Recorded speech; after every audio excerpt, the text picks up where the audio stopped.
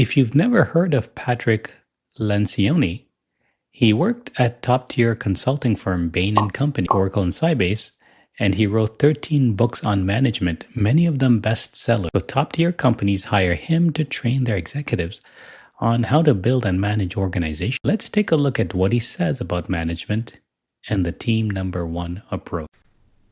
I'd like to describe a concept that I call team number one. It's very simple, but it's also very important. Let's say this is an org chart of an organization, and this is the CEO or the head of a division, and these are his or her direct reports. Maybe the head of finance, the head of human resources, operations, sales, IT, marketing, whatever they are. Team number one means that these people have to make this team their number one priority, and that these folks down here cannot prioritize their subordinates or their teams over this one. Let me explain why this is an issue. Let's call this the head of marketing, and these are his or her direct reports. If I were to ask many executives what their number one priority is, this team up here or the one that they manage, many of them with really good intentions would admit, as important as this team is to them, this is the one they consider their most important priority because they sit near these people, they hired them, they really are interested in the subject matter, and they feel a sense of duty to them, and they like being their leader. Now, as natural and common as that is, it's actually very dangerous. Because when these people prioritize this group down here, this team becomes like the United Nations or Congress, where people are coming to meetings and lobbying for their constituents rather than looking out for the greater good. Did you get that? He says that leaders should not prioritize their own teams and should instead prioritize their peers because it's for the greater good. But did you notice that verbal sleight of hand? What is the greater good? Who decides the greater good? The people at the very top, of course. So it's not surprising that usually the greater good just happens to also be what's better for those above you in the organization. Let's listen. What has to happen instead is all of these people have to make it very clear that they will do what is right for the company or the organization more than their direct reports. There you have it. The greater good is what's best for the company or the organization. But aren't the people on each leader's team also part of the company or organization? What about them? So what does he really mean? Let's listen. Now, some people will say, well, where does that leave these people? Well, the fact of the matter is the people who suffer most when we don't have team number one working correctly are these people who are left to fight bloody and unwinnable battles with their colleagues in other departments because their leaders are not working together. So team number one not only serves the greater good, but it allows these people down further into the organization to have a clearer sense of what they need to do and an opportunity to succeed. Okay. He justifies this by saying it's actually best if leaders don't prioritize their own teams because otherwise the individuals in each leader's organization would be left to fend for themselves and fight bloody and unwinnable battles with their own peers in other teams. Now, I think the whole framing of this is flawed and a kind of one-dimensional simplistic thinking that often runs rampant in companies.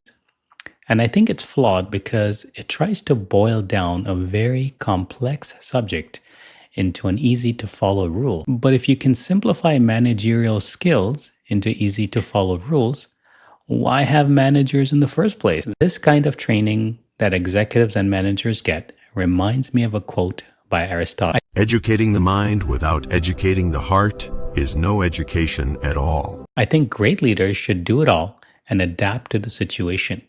They need to manage up, down, and across while doing so with a heart. Let's use a family as an analogy. Imagine if the parents only focused on maintaining their relationship with each other, but didn't prioritize their children.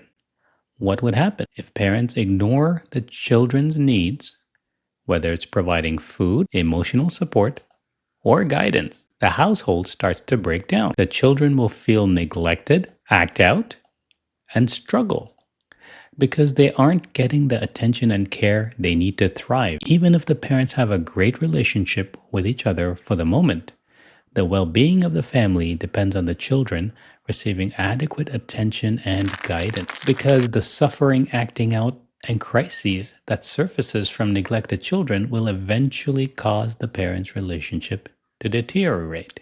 But Lencioni does raise a good point that managers can veer too far, focusing too much on just their own teams, developing a fiefdom mentality where only their team matters at the expense of everything else. Back to the family analogy. This often happens where families prioritize their kids so much that the parents don't maintain their relationship, and one day they wake up finally thinking about a divorce while wondering how they got there. So there needs to be balance. I've faced these management challenges myself and was often torn about what to do because I've often observed that managers who care too much about their team generally don't do well in the company in the long term. Being a great manager and a leader is very hard. And the truth is, I've often missed the mark myself. But enough about me. What should you do? As the famous philosopher Bruce Lee once said, empty your mind. Be formless, shapeless, like water. Now you put water into a cup, it becomes the cup. You put water into a bottle, it becomes the bottle. You put it in a teapot, it becomes the teapot. Now water can flow or it can crash. Be water, my friend. So my advice is to be flexible and adapt. What can you do to succeed at a company when you know your boss is not prioritizing you? First, understand what's good for your team and what your team priorities are. You should be able to get this from your manager and your peers. Second, find out what your company leaders care about and what their priorities are. There's probably a lot that won't overlap completely in what your team does or what your manager's priorities are. So don't just rely on your manager for this.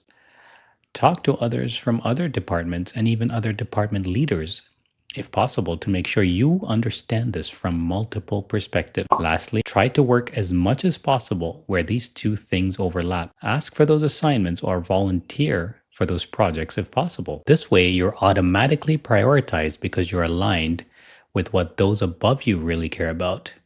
Early in my career, I spent a lot of time working on things because my manager asked me to, because I had already spent a lot of time working in that area, so I was comfortable doing it, or because I wanted to make a success out of all the work I had already put into it. But those weren't really company priorities anymore. And in all those cases, my career either stalled or I was eventually hit with a layoff. If you'd like more detail on what specific things you can do, comment below and I'll make a part 2. Also, feel free to subscribe to my free newsletter for more tips that I can't share here. And if you found this video valuable, please hit the like and subscribe. Until next time, stay savvy.